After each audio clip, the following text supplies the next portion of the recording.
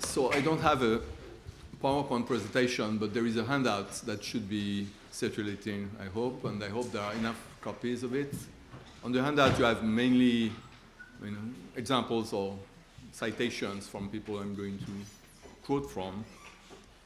So my talk is about imagination and the self. And as I start with sort of the general points about states with content, like imaginative states. So when I imagine something, there is indeed something which I imagine. And that which I imagine, when I imagine, I call the content of the imaginative episode. And I also believe that the same thing holds for states like perceptions or memories or beliefs. They are all states with content, where the content is a state of affairs that is either imagined to obtain, or perceived to obtain, or believed to obtain. So we have something that all those states have contents, and that may well be the same contents, but there is a difference in the examples I've just given. The difference between imagining versus perceiving versus believing or remembering is a difference in what Searle calls the mode of the states. So someone who believes that P is in a state with a certain mode, which would be the belief mode, and a certain content, namely the proposition that P. And similarly, someone who desires that P or doubts that P is in a state with arguably the same content but entertained under a different mode, namely doubt or desire. Now, there are a few aspects of this view that are controversial, but I sort of just assume this simplified version with this mode-content distinction. Now, what is the mode? I'm not going to spend time on this, but I think that the mode of a state corresponds to its function, its role, what it's for, the role of that type of state in the mental economy. And I also think that the mode of the state determines what counts as success for a state of that type. So I'm not going to define or characterize success, but for epistemic states, such as belief, or in the experiential domain, perception or memory, I take success to come down to veridicality. And I'm going to assume that. And I'm only going to talk about veridical states. I mean, states whose type of success is veridicality. Now, there is a standard story regarding the relation between the content of an epistemic state, that is, the state of affairs it represents, and the conditions under which it is veridical, which we might call the satisfaction conditions. Satisfaction conditions in a broader notion, it goes beyond veridicality condition, but it's broadly the same thing as what I call the success conditions. And the standard story is what Greg has presented, I think. So if I perceive that P, my perception is veridical on this view, on the standard view, if and only if it is the case that P. So the content of a state is supposed to determine its veridicality conditions in a fairly straightforward manner. There is actually identity between the content and the veridicality conditions.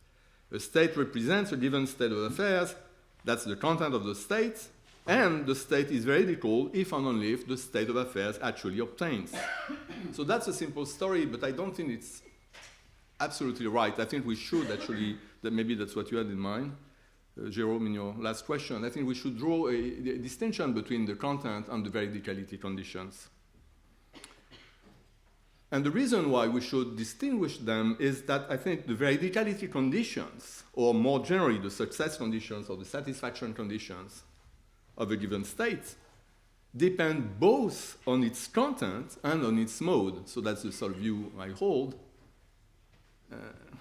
So in the case of perception, the content is the scene that is perceived. So now there is a certain scene that I'm perceiving, and you're all part of it. Sorry, yes. But whether or not the perception is veridical depends not merely on whether or not the scene obtains in general, but whether or not it specifically obtains in the subject's immediate perceptual environment. That is, that part of the environment the subject is perceptually sensitive to. So here, for example, I said that I had certain perceptual states. There is a certain scene that I see, but my perceptual state wouldn't be veridical if that scene obtained somewhere else, not right in front of me, but say in Moscow at the present time. That wouldn't make my perception veridical. For my perception to be veridical, what I see has got to be the case right in front of me. So that's the idea. And that's the veridicality conditions. They import something new, something extra compared to the content proper. But the content proper is just what I see, the scene represented by my state. Or to take a different example, an episodic memory is veridical just in case the scene remembered happened in the subject's past and is the causal source of the memory. Again, there is something extra. It's not just what you remember. You remember a certain scene, but it's not enough for your memory to be veridical that the scene actually obtained. It must have obtained in your past experience. If the scene happened, but not in your own experience, not in the subject's experience, as in the famous case of quasi-memory, then that's not enough for the memory to count as veridical. So I think there is an important distinction between the content, in the narrow sense, the state of affairs represented, and the full veridicality conditions which go beyond the content. Well, the content is a certain state of affairs which the state represents. The veridicality conditions of the state consist of a broader state of affairs, of which the state of affairs represented is a proper part. So the idea is that there is the content, which is the state of affairs represented by the state. Say what I see, what I remember, that's the content. And then there is a broader state of affairs of which this is a part, but there is an extra bit. And that's in the extra bit that the self comes into the picture. So that's the reason why I'm talking about that in this preliminary section. So I hold that memory and perception and many other states are reflexive states, by which I mean that the full veridicality conditions of such states involve the subject of the state. So there is some reflexivity because there is a state, the state has a subject, and if you look at the veridicality conditions of the state, you find that the subject is involved. It is involved as part of what I call the extra bit. So a memory is veridical just in case its content fits an event that took place in the subject's past. So that's the subject's involvement. Subject is involved because the scene that's memorized, for the state to be veridical, it has to have obtained in the subject's past, in the past of the subject of the state. And the perception is veridical just in case its content matches an event which takes place in the subject's immediate environment and appropriately causes the perception. So that's what I said about this example of seeing you. You must be right here in front of me. It's not just enough that you're all together in a room that looks like this one. So in all cases, the subject is involved even if, and that's very important because I'm going to talk about this sort of case, even if the subject is not represented in the content of the state. And I believe that in the examples I gave, that's the case. Here, what I see, I'm not among the things that I see. I see you, I don't see me. So I'm not in the content of the state. I'm not part of the content, but I'm involved as the subject of the state in the extra bit. That is constitutive, that is an ingredient in the overall veridicality conditions of the state.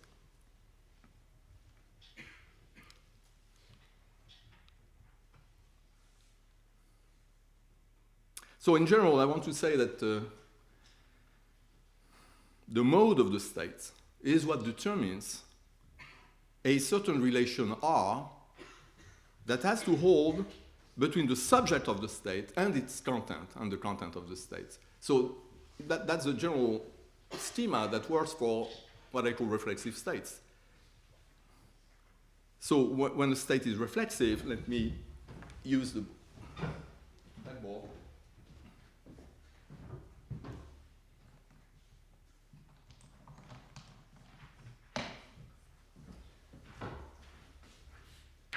So P is the content of the state, what the state represents. So that's the content of the memory, what you remember, the content of the perception, what you perceive. But the mode determines a certain relation R, which the subject of the state is to bear to the content for the state to be veridical. So the veridicality conditions of the state is just this thing, this whole thing. And that's what I call the extra bit. The fact that the subject S bears relation R to P, that's the extra bit. P is the proper part I talked about, what's represented, or the content proper. Of course, the relation R is different. In the case of perception, as I said, perception is veridical only if I stand in the appropriate contextual relation to the scene. That is, only if the scene, that is the content of the perception, has affected my visual organs and led to the perception. And in the case of memory, it's something similar, but involving time. That is, I must, the content of the state of affairs must have actually caused that state, and it remains as a trace of the state itself is as a sort of trace of the past event that was experienced formerly. Okay, so the reason why I'm talking about reflexive states, which have this property that the subject is involved as part of the overall veridicality conditions, the reason why I'm talking about that is that there is an issue whether imagination is a reflexive state. And that's the issue of how the self is involved when you imagine something. And I think that, so the issue is the self, the subject, necessarily involved in his or her imaginations as part of the extra bit, what I call the extra bit, as it is the case for perception or memory? And I think the common assumption is that the answer should be positive. I think that most people would say yes, of course, at least in the sort of case that I'm going to talk about, the cases of subjective imagination. So people would say yes, but I think that's the wrong answer. I think that we should give a negative answer to that question. And to start discussing this issue in connection with the imagination, I'll discuss a well-known passage from Zeno Vander's paper on, I don't remember, the vicarious something, I don't remember. Vicarious experience, yes. So you have this nice passage, that's the first one on the handout. I'm going to read it. It's a distinction between two types of imagination that we may call subjective imagination and objective imagination, or perhaps imagination from inside and imagination from outside. And the case we're going to focus on is the case of imagination from inside. That's a subjective case. So also there is a correlation with some types of linguistic expression that would be relevant later. So we are looking down upon the ocean from a cliff. The water is rough and cold, yet there are some swimmers riding the waves. Just imagine swimming in that water, says my friend, and I know what to do. Brr, I say, as I imagine the cold, the salty taste, the tug of the current, and so forth. Had he said, just imagine yourself swimming in that water, I could comply in another way too, by picturing myself being tossed about, a scrawny body bobbing up and down in the foamy waste. In this case, I do not have to leave the cliff in imagination. I may see myself, if I so choose, from the very same perspective. Not so in the previous case. If I indeed imagine being in the water, then I may see the cliff above me, but not myself from it. So I hope you see the difference between the two types of the two ways of imagining oneself being in the water.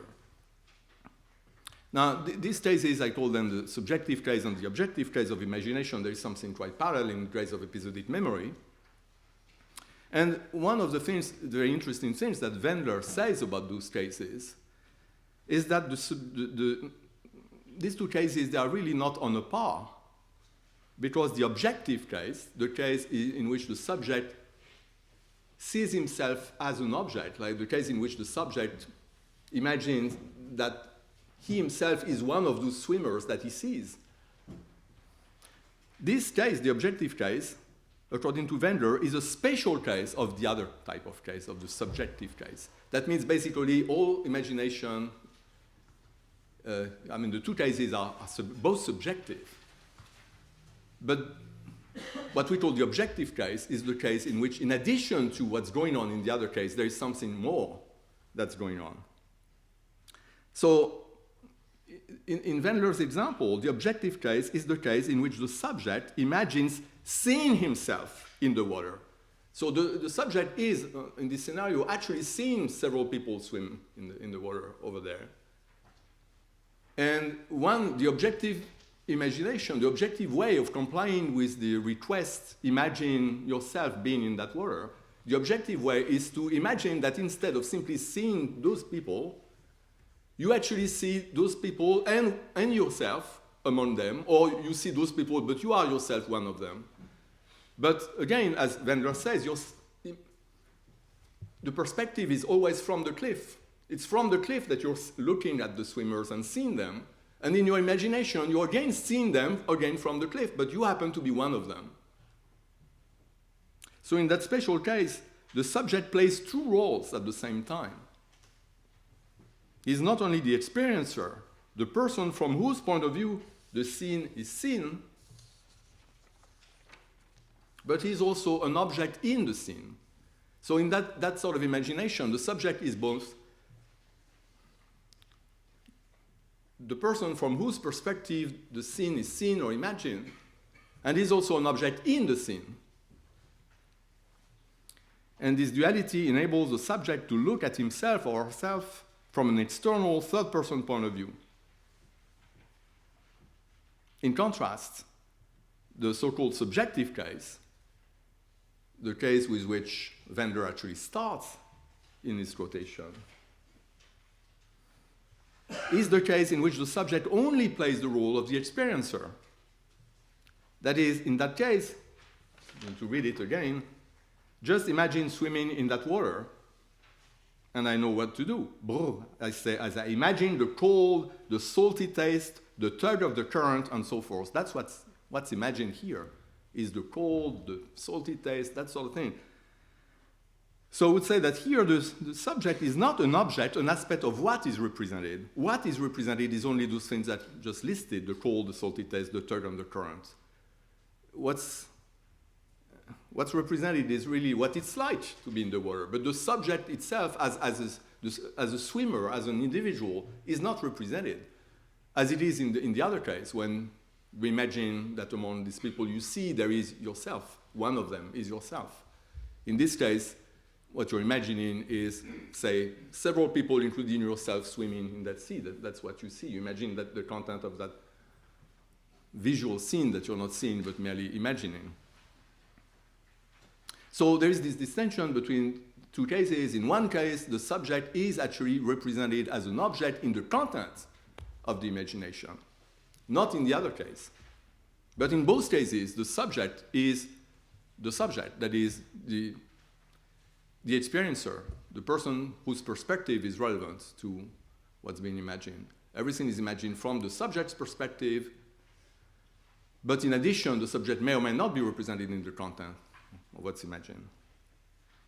So as I said, the distinction between the two types, the objective and the subjective type, is not proper to the imagination. It also applies to basic experiential states such as memory or perception.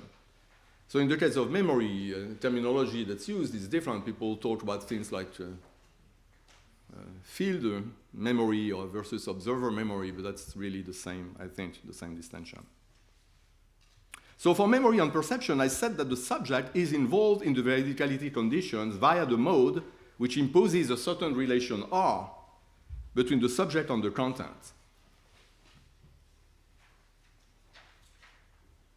But of course, the subject can also be a constituent of content. That is part of what's represented by the state. So that's the extra bit here.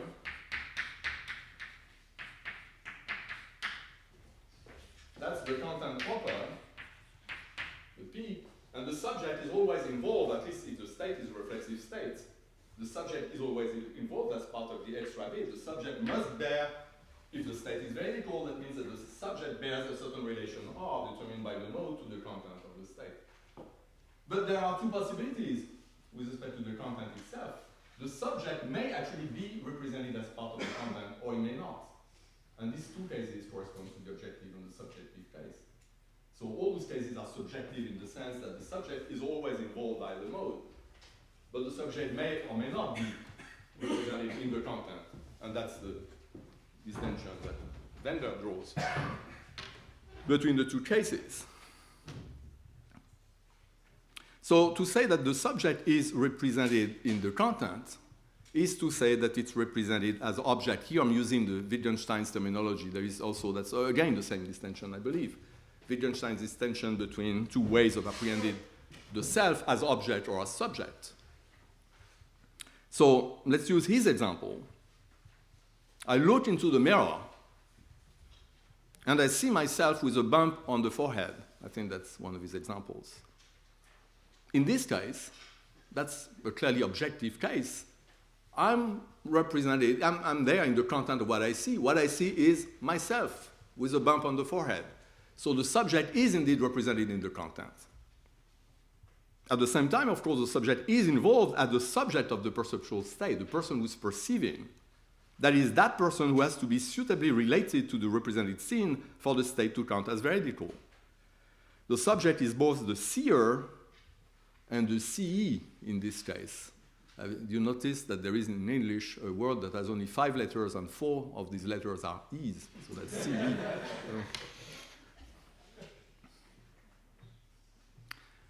Okay, there are two cases, and now we need sort of a criteria to tell them apart. I mean, I've used sort of intuitive examples. When the subject is represented as object, there is a possibility of error through misidentification. Something tells me that I'm not going to go through this paper. How much time did I use? Just 20 minutes. Well, 20 minutes is half my time, and I'm only on page 3. So. That's the problem with not using PowerPoint, but using the written paper. Okay, so I think whenever the subject is represented as object, there is a possibility of error through misidentification. That is, for example, the person in the mirror, even though it's very unlikely, still there is this possibility that the person in the mirror may not be myself. Maybe I made an error. I thought I was seeing myself with that bump on the forehead, but actually it's someone else who's just next to me, and the mirror is strangely inclined or something. But when the subject is only involved as part of the extra bits contributed by the mode, no error through misidentification is possible. I cannot make mistakes as to who is seeing or possibly hallucinating. The scene that is the content of my perception, that must be me. Similarly, to take a memory example, if I remember walking along the beach with Sylvia in Italy, that's my memory, I may be wrong in many ways. It may not have been Sylvia, but Mary. Or perhaps it was not Italy, but Greece. You know how memory goes. But what cannot happen is that it was not me, but it was someone else. If it's a memory, it's got to have been me. So the possibility of misidentification errors provides evidence that the self is represented as object. I think good evidence. And there is also, in the other direction, there is good linguistic evidence bearing on the distinction between the two types of case. And yeah, I'm afraid that I won't have much time. But you remember that in Wendler's passage, there was this contrast between two ways of asking someone to imagine. Imagine swimming in that water, and imagine yourself swimming in that water. And what Wendler says is that if the request is imagine yourself swimming in that water, you can do it in two ways, the subjective way or the objective way. But if you ask someone, imagine swimming in that water, then only the subjective way counts as a way of complying with that request. And so I don't want to spend too much time, and that's of course very interesting, but we'll have a problem with time. So I've got another examples involving memory of this same contrast. So that's 1 and 2 on the handout. he remembers himself delivering a speech to the salesman. That's an example I discussed in perspectival thought. Versus he remembers delivering a speech to the salesman. And to see the difference between these two cases, you have to imagine the sort of scenario that I described in the book just mentioned. So suppose the subject, A, was filmed delivering a speech to an assembly of salesmen. The subject retained no memory of that experience, that is, the experience of delivering the speech. The subject completely forgot about that experience. But he saw the film, he saw himself delivering that speech. So he remembers the episode from the film. Now, at this point, there are two possibilities. The subject may have identified himself as the person in the film, or he may not have identified himself. So if the subject has identified himself, has recognized himself in the film, then there are two possibilities. Then the memory is, in that case, vulnerable to error through misidentification, because, of course, the subject may have been wrong in identifying himself with the character in the film. It may turn out that it was not himself. And it's also possible that the subject who remembers the scene in the film remembers himself giving the speech, that is, he remembers the scene in the film with himself playing a role, but without realizing that that person giving the speech is himself. So he may remember himself giving the speech, but without realizing that it is himself. So that would be a sort of accidental case of self-representation, very similar to the example that David Kaplan, well-known examples of David Kaplan involving a mirror, and Kaplan thinking his pants are on fire, pointing to the guy in the mirror who doesn't realize he's himself. So that's a thought about himself, but he doesn't realize that it is himself. So that's a sort of accidental self-representation. I think that sentence one, he remembers himself delivering a speech to the salesman, is compatible with the two situations. The situations in which, so in both cases, the subject remembers from the film himself giving a speech, and in one case, he realizes that it was himself, in the other case, he doesn't. And you could report both cases by saying he remembers himself delivering a speech to the salesman. And you could also use that sentence to report the other case in which the subject actually has retained first-person memories of giving the speech and doesn't need the film. He has those memories, he remembers from inside that event, and we could say also he remembers himself delivering the speech to the salesman. So the sentence one doesn't impose any constraints on the sort of episodic memory that's involved here. But that's very different in the case of two. In the case of two, there are very severe constraints. So with two, if we use this sentence, he remembers delivering speech to the salesman, the accidental interpretation is totally ruled out, as many people have pointed out in the literature. If the subject does not realize that it is himself who gives the speech in the scene he remembers from the film, we will not say that he remembers delivering the speech. We will say he remembers himself delivering the speech, but he doesn't realize it was himself, something like this. But we couldn't say he remembers delivering the speech. He needs to be conscious of having delivered the speech. But there is more. The case in which the subject has identified himself as the character in the film, but still lacks first-person memories of the original experience, that case is also ruled out by sentence two.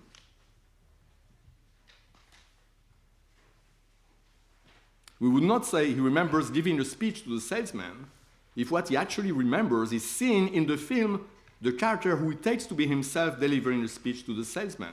We would rather say remembers himself delivering the speech to the salesman. So again, I've spent already too much time on this, but what's common to the two cases which sentence two rules out is that in both cases, the subject views himself from an external or objective point of view. Sorry, François, just clarification. Yes. What you're calling sentence 2, I think is written on my sheet as sentence 4. Oh yeah, because you don't have the handouts. I was referring to the handouts. Okay, sorry, right. Okay, got it. And so it's 2 corresponds to 5 on your thing. So in the sort of cases, either accidental or non-accidental, the two cases that are ruled out by two is the case in which the subject sees himself, remembers himself from an external, objective, observer point of view. As when you remember the film, because of course when seeing the film, he had this, he saw himself as a character on the film from the outside. The subject who remembers himself from the film, whether or not he has identified the character in the film as himself, views himself from outside as a spectator does. In contrast, the subject who directly remembers giving the speech to the salesman, the subject was retained the first-person memory of the experience itself, of the original experience, not via the film. That person does not view himself or herself from an objective point of view. He or she subjectively remembers what it was like to give the speech. He or she remembers the action from inside. And I think, again, many people have made that point, and I know that some other people, some linguists have sort of criticized it, but still, many people believe that only that interpretation is compatible with the subjectless construction in two, that is, with the elision of the subject, of the overt subject, in an example like two. Okay, so let me summarize so far.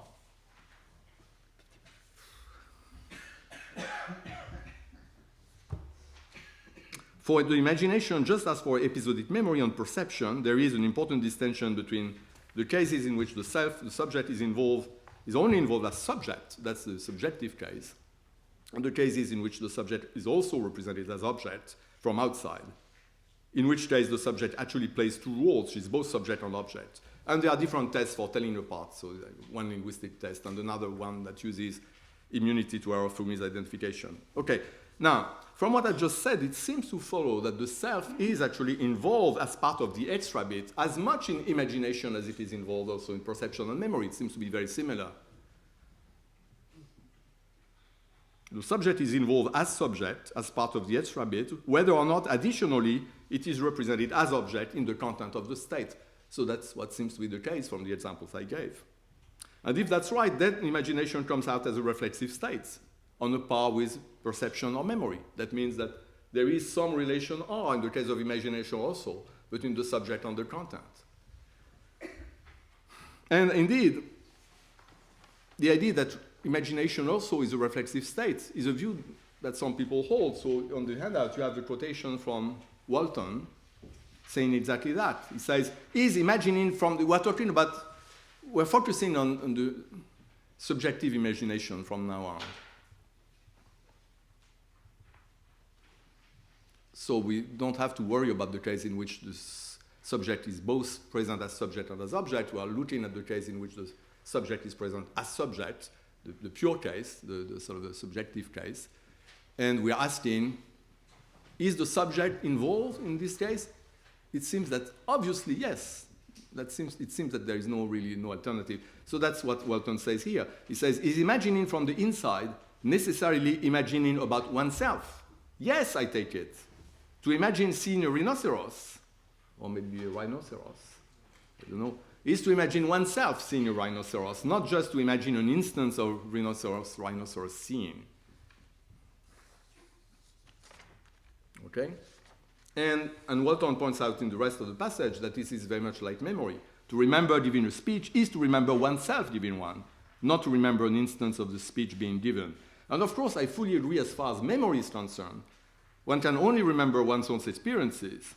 So even if the subject is not represented as object in the content of the memory, still the memory mode imposes that whatever experience is remembered is implicitly ascribed to the subject as a past experience of hers. So there is what Lewis calls sort of self-ascription of the experience that's remembered by the subject who remembers. Of course, as I said already, we can imagine a state of quasi-memory in which we would remember the experience of other people. But of course, that's not how actual memory works. No. So what about the imagination? Walton holds that to imagine effing necessarily involves imagine oneself effing. But again, even though that seems obvious, I'm not convinced. So when I imagine being Napoleon and fighting the Battle of Waterloo, which is an often discussed example, do I necessarily imagine myself fighting the Battle of Waterloo? Me, Recanati. So here, clearly, Walton qualifies is yes. He says, yes, it's necessary myself, but he adds, and that's the next quote from Walton you have here, he says, the notion of the self that figures in imaginings they say, the subjective imaginings, need not be a very rich or full one. The self whom I imagine to be seeing a rhinoceros may be a bare Cartesian eye. And one reason is that imagine being Napoleon. If when I imagine being Napoleon, what I imagine really is myself, Recanati, being Napoleon. One problem is that it's just metaphysically impossible. It could not have been Napoleon. So that must be in a slightly different sense that I imagine myself. And that's exactly what Bernard Williams, who actually raised those issues, says in the passage that's very similar to Walton's, except that Williams wants to argue against the view that the self is involved. So here what Williams says about the example of imagining being Napoleon. He says, if we press this hard enough, you also have the quote at the end of the first page, we really readily get the idea that it's not necessary to be in me in this attenuated sense. The sense which is relevant, the sense in which I'm involved, it can be the real me, Williams says, because it's not what I imagine, and also it would be metaphysically impossible. So what he says is that we can perhaps maintain that the self is involved, but provided we say with Walton that it's not the rich or full self involving the empirical properties that I actually have, but something like a Cartesian I, which is what Williams called an attenuated form of the self. And Williams says, if we press this hard enough, we readily get the idea that it's not necessary to be me in this attenuated sense, that I should have any of the individuating properties that I do have, like this body, these memories, and etc. And for some of them, such as the body, we may think that it's not necessary to have one at all. The limiting case of this progress is the Cartesian consciousness, an I without body, past, or character. And Williams thinks that this is a reductio of the point of view expressed by Walton. Williams thinks that actually it would be better to say that the self is not involved. So you have to think of that there are three characters, according to Williams. There is the person who imagines, the imagining subject. We're talking about the case in which, say, I imagine being Napoleon fighting the Battle of Waterloo. So there is the person doing the imagining, that's the subject, that's me, I'm imagining. And there is Napoleon, he's clearly involved somehow. And then there is this intermediate character, the imaginee, the person who's imagined by me to be Napoleon. And then the issue is, who is the imaginee? And what William says is that if we consider that the imaginee is the imaginer, which is this idea that imagination is a reflexive state, that's basically the view that Walton is defending. If we think that the imaginer is the imaginee, we get the result that what's imagined is metaphysically impossible, unless we sort of weaken this notion of the self and say that the imaginee is not really the empirical self of the imaginer, but more like some sort of Cartesian self that's stripped of its empirical properties. And then, having said that, Williams offers what I take to be, thank you, a refutation of this point of view. Basically, so I'm not going to go through that. It's the next quote on the next page. That's the idea that actually, in this situation, the self is not involved because we're simply imagining Napoleon on the battlefield with my conscious Cartesian self, and that makes no sense. What William is saying is that this Cartesian self is just a perspective on the world, and Napoleon already had one. And I'm not bringing to him anything because all my empirical properties have been left aside. So actually the best solution, William says, is to do without the imaginee and have only two characters. There is the imaginer, and there is the person to whom the imagined properties are ascribed. And that's Napoleon. What we're imagining is just what it's like to be Napoleon on the battlefield. I'm not involved, really, there are only two characters. So that's William's solution. And if that's right, then there is a quite fundamental difference between basic experiential modes, perception and memory, and the imagination. Memory and perception are reflexive states, such that what they represent concerns the rememberer or the perceiver. The rememberer and the perceiver stand in some actual world relation R to what the memory or the perception represents. But imagination is different.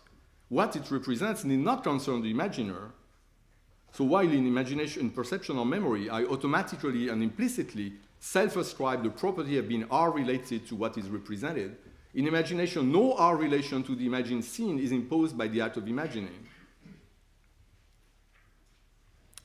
The real-world connection between the experiencer and what is experienced is suppressed when we turn to the imagination, as a result of which we can imagine state of affairs to which we bear no actual world connection whatsoever. So I can imagine all sorts of things, and again, there need not be any connection to myself. And that feature of the imagination makes it very similar to quasi-memory. But we're talking about the actual imagination here, while quasi-memory is just a case imagined by philosophers, very different from actual memory. Okay, now, I'd like to, I have only a few minutes left, even though I'm going to take a few more subtracted from the discussion to actually discuss a sort of paradox that arises from this view. And by the way, this view, I coined the expression, the quasi-décès for this sort of case. That I've been talking about, the case in which you have a subjective state, like a subjective imagination, which is exactly like the sort of cases that we talked about in the case of subjective memory, the case in which the subject is only involved as subject, but in which it seems that the subject of the point of perspective is not actually that of the person whose state it is. So there seems to be two different subjects in those. Well, anyway, let me not go into what I mean by quasi-décès that is interesting in connection with the literature, but let me simply discuss what I take to be a paradox. So the conclusion we reached on the basis of William's objection to the Cartesian approach defended by Walton and others is somewhat paradoxical. And let me spell out why. I said that the self-involvement takes one of two forms. The self may be represented in the content, or it may be involved as subject via the requirements of the mode. In subjective imagination, I said, the subject is not represented in the content. You imagine simply the experience, what it's like, but you're not yourself represented in the content. Only features of the experience are represented, not the experiencer. And I said also that the subject of the state, that is the imaginer, may be, in some cases, the person to whom the experience is implicitly ascribed in imagination, so you imagine what it would be like for you to be in that water. But I also argued that it need not be. The imagined experience may well be the experience of someone else, not the imaginer. It may be the experience of Napoleon or the experience of the swimmers. And that's what I call the quasi-décès type of imagination. It's not really décès because the imagining subject is not really involved, even though there is something first-personal about this type of imagination. And that's the paradox. The paradox is the subject is not represented in the content of the imaginative experience. Okay, that's what's common to all subjective cases in the narrow sense. But here, the subject is not the target of the imaginative state either. That is, the subject, the imagining subject, is not the person to whom the imagined experience is implicitly ascribed. Rather, the person to whom the imagined experience is implicitly ascribed is Napoleon. So the paradox is that quasi-décès cases like this one, the case in which we imagine from inside what something would be like, or what it's like for those swimmers or for Napoleon to do certain things, there are cases of subjective imagination or imagination from inside that are exactly like the cases that Wenger talks about when you imagine swimming in that water. You imagine how cold it would be and things like that. And subjective imagination in general, or imagination from inside, has a first-personal feel which is quite unmistakable, even if it is theoretically elusive.